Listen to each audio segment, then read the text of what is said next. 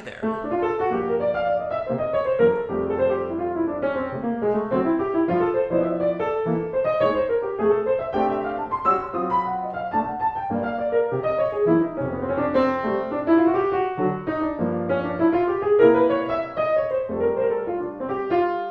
Well, hello there. I didn't see you come in. My name is Jeremy Siskind. I'm the author of Playing Solo Jazz Piano and 2 levels of the Jazz Piano Fundamentals series. They work really well for peekaboo.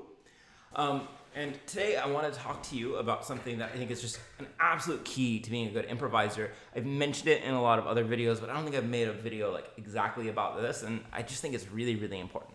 And basically the concept is that when we're playing, especially like in a bebop jazz solo kind of a style, usually the way that we're taught is that we see a chord and we play notes from that chord. And that's all good. But, and maybe it's a good time to go over and look at something like this. In a lot of occasions, I like to think that roughly, and it can definitely change based on the scenario, the first half of the measure is doing that.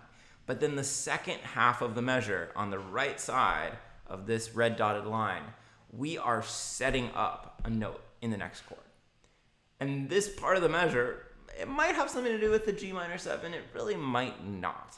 But what we're doing is we're targeting the note from that C7 chord. So today I want to show you how that works, give you some tips on how to practice it, and I want to definitely give you some different devices that you can use to practice to set up that note. Because this is the difference between really mediocre improvisers and really good sounding improvisers. It's one of the differences. I'm sure there's a million differences. Okay, so let's start with the last item that I suggested of what are some ways, if we choose a note to target, that we might set it up. So we could target a lot of different notes, first of all, from any chord. I mostly talk about targeting the third of the chord, but man, you could target a lot of different notes. You could target the 5th, the 7th, the 9th, the 13th. You could target the root, although it wouldn't be colorful. So just for argument's sake, let's practice targeting the 9th. In terms of 2-note targets, to me, the 2 most essential things are what we call the chromatic enclosure. Chromatic enclosure includes a note a half step above and then a half step below the target tone. That is absolutely an essential piece of jazz bebop vocabulary. Second one, we could go in from half steps below. Very useful. Let me play these for you as I do it. There's the chromatic enclosure into the 9th. And notice, my point here is I don't even need to know what the chord is on this measure, because the function of these notes is to target this note on beat 1 rather than to have anything to do with the chord. It's not quite as common, but we could go in by half steps from above.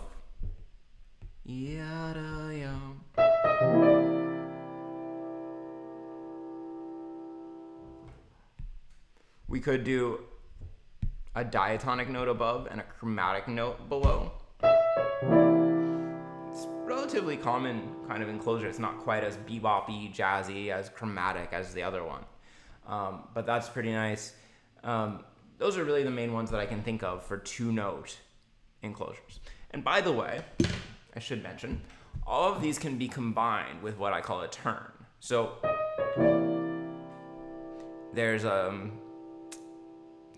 chromatic enclosure, a 2-note enclosure, and then I can put a turn around that top note. And it becomes slightly fancier. Same thing with this diatonic chromatic enclosure. Or if I'm going descending 2 notes. Now, turns by definition only work staying the same or going down. So I can't really do a turn going. It doesn't really work. If somebody has a way that it sounds great, please let me know. It's kind of strange that some things work going down and not going up, but that's what I got for you. Now, if we're looking for a longer kind of setup, we're generally going to be adding a note to one of those pre-existing devices. So for instance, we might move into this by a half step. Right.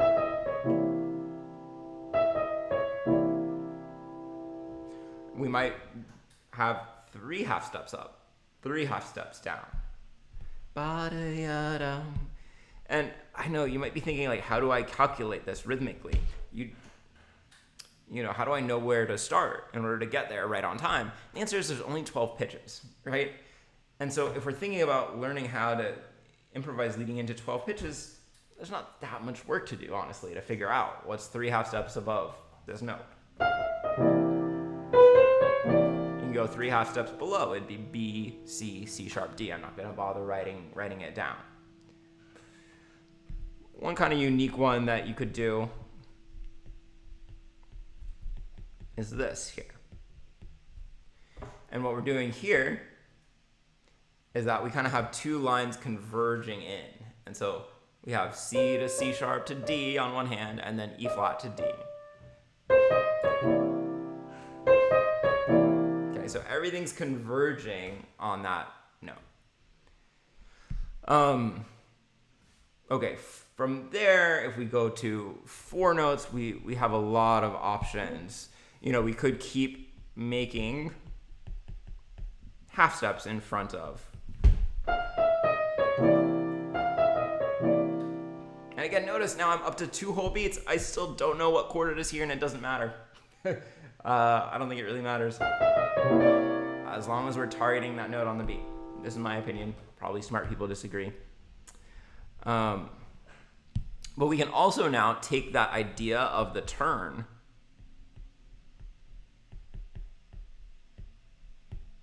and now make that into 8th notes.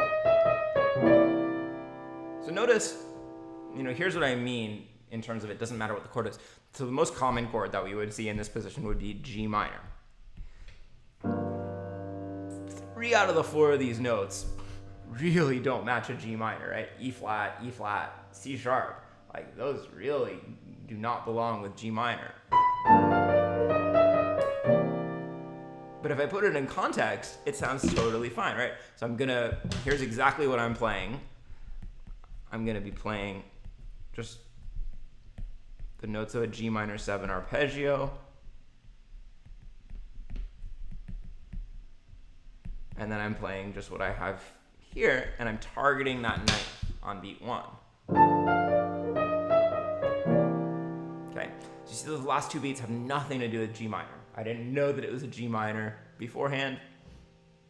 The notes really don't match G minor, but they're just there to target that 9th. I know I'm just hitting this point over the head, but I think it's really important. We could also, you know, take that diatonic enclosure and now decorate that. This one fits a little bit better with a potential G minor chord. But it could be a different chord. It could be D flat 7 leading to C.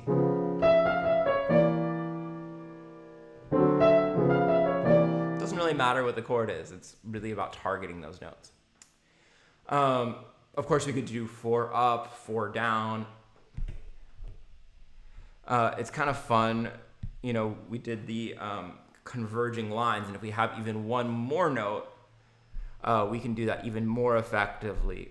Beating it down. See how cool that is?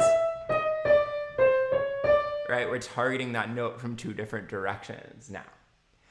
I'm sure there's other possibilities. This is enough for me. I'm sure that's enough to practice. Speaking of practice, so here I've written a little guide tone line. In this top line, the 3rd of the chord of the G minor 7 leading to the 7th of the C7 leading to the 3rd of the F major. And so,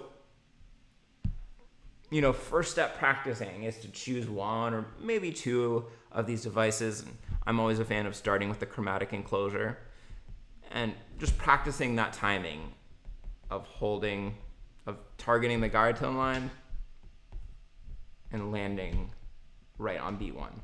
Let me say that better. practicing targeting the guide note of each chord on beat 1 and adding in the chromatic enclosure before it. So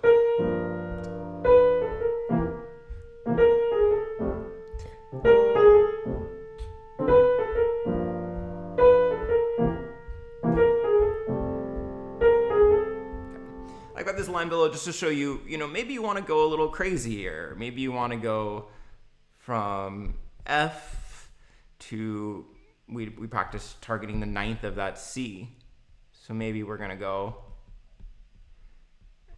and kind of then target the 5th. I don't know. So it doesn't have to be a guide tone line. It could really be just targeting any chord tones. And then we'll go down to the 3rd at the end here. Okay, so we're targeting a bunch of different chord tones on that second line.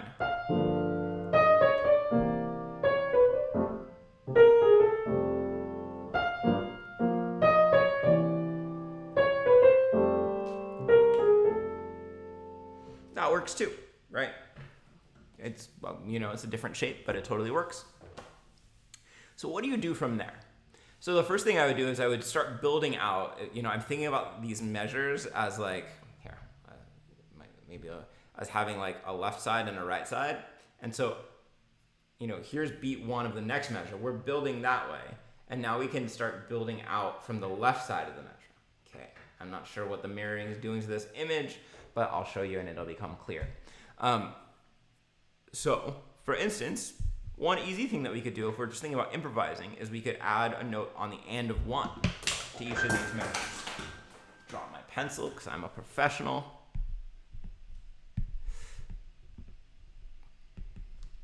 Doesn't have to be anything fancy on the end of 1. Maybe I'm just going to go down to the root there. Maybe I'll go up to the 9th here. I think you guys are getting the idea. We'll go up to the 5th. Okay, that's good enough for now. You could write this down or you could improvise it. So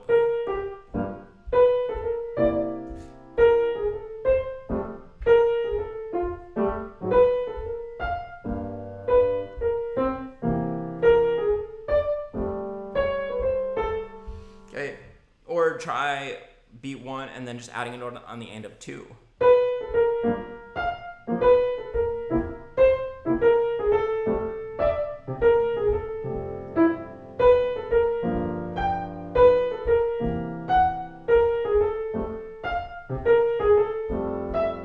And then maybe mix. Do some on the and of 1, some on the end of 2.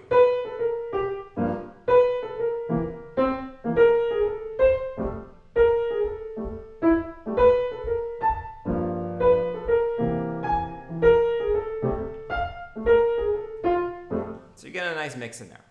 That's one thing that you could start practicing. You could also start practicing adding arpeggios.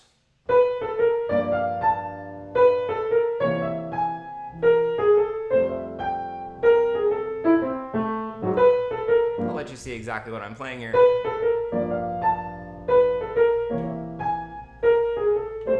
So you could do all ascending arpeggios, you could do all 8th notes, you could do 3-note arpeggios, 4-note arpeggios.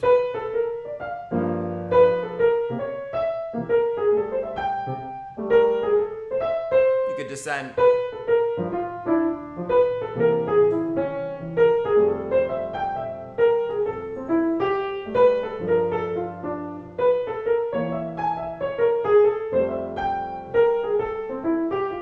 Hey, I sound like a bebop pianist, right?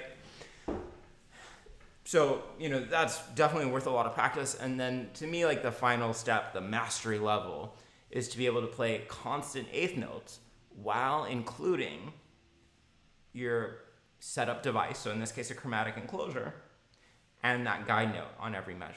So you're playing constant 8th notes, but you're always hitting those 3 notes on beat 4, on the and of 4, and then on beat 1. So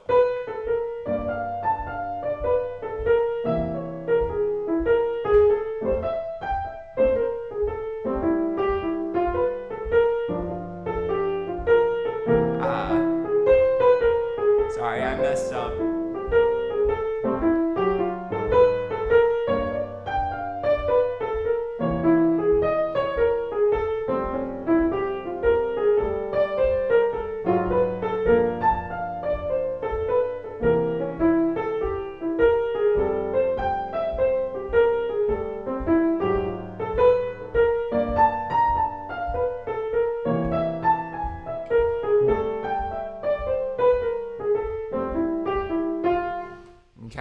To me, that's like the highest level of mastery of this concept. And of course, then you have more potential different devices to use, all the ones that we went over at the beginning, to practice with.